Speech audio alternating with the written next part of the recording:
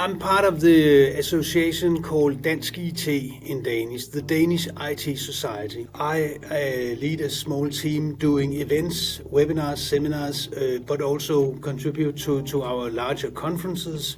We do around 100 webinars, seminars and conferences throughout the year.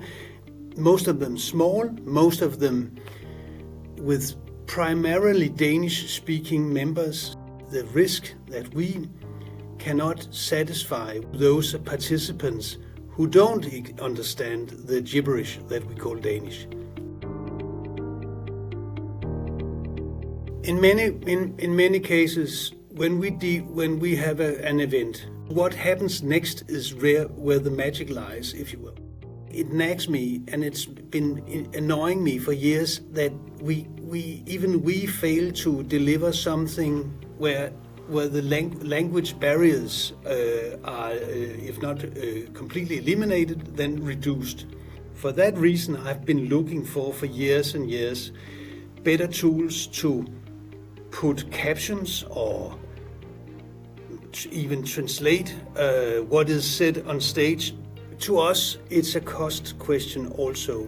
I would have loved to find a solution, but we simply could not afford it. Still, real human interpreters are far better in most cases, I believe. You know the data much better than I do, obviously.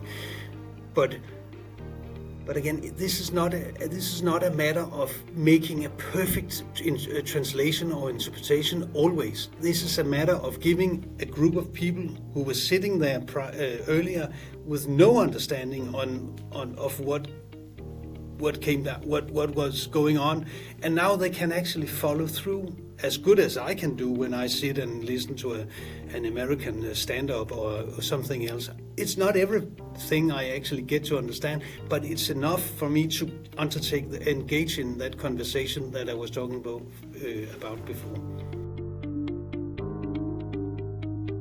What became clear to us was our very biggest conference, which is a public sector digitalization conference that counts something around 2,000 individuals, 2,000 participants over 2 or 3 days.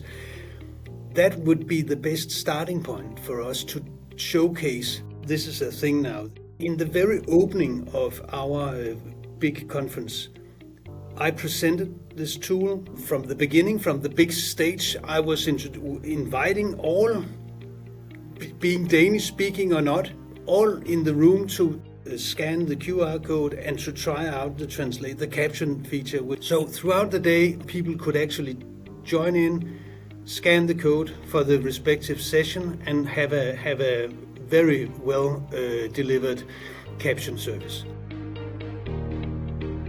We tested it without saying so. From the morning of day 2, I welcomed everybody to also try that.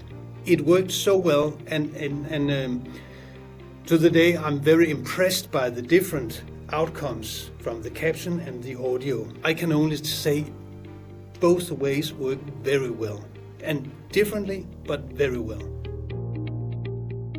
In fact, the language spoken on stage was Danish, obviously.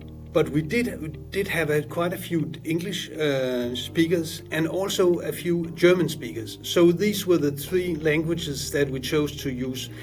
We ended up building separate Buslingo events for every separate session. But eventually it worked so fine, and no, it wasn't that much work.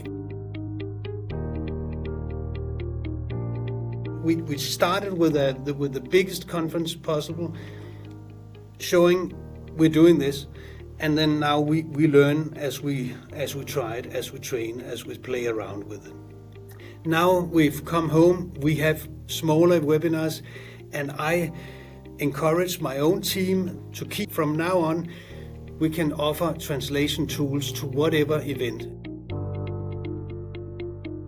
One thing that I didn't even consider from beginning was that the caption tool is helpful for a senior citizen like myself, and I can actually sit and have the captions in my own chosen native language. the feedback has been uniquely positive. People who did try it came to me and said, it bloody works. People have come to me afterwards, after the conference, and asked, what was this tool? How can we approach it? How can we do it? I believe truly that we actually have started, if not a revolution, but a movement towards finally a usage of AI that makes sense.